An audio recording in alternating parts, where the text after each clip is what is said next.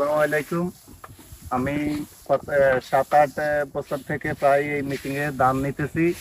দান নেওয়ার পরে এখন আমি মানুষের কথা, কষ্টের কথা বিবেচনা করে আমি দেখতেছি মানুষের অনেক কষ্ট হইতেছে। এখানে সাবা সিস্টেমে ছিল, পা দিয়ে চাপে দান নিত। তারপরে আমি অনেক কষ্টের পরে তারপরে আমি এখানে বুদ্ধি করে ইঞ্জিনের সিস্টেম করি।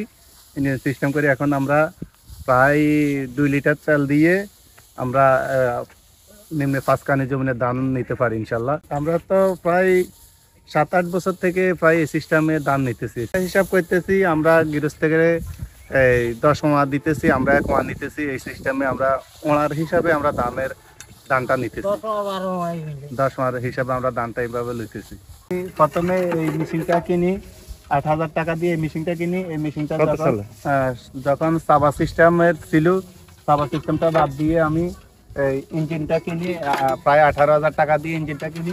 তারপরে আমাদের ইঞ্জিনটা কেনার পরে আমরা এখন মোটামুটি বেল্টের সাহায্যে, এই যে বেল্ট আছে এই বেল্টটা এখানে আমরা লাগাই দিই।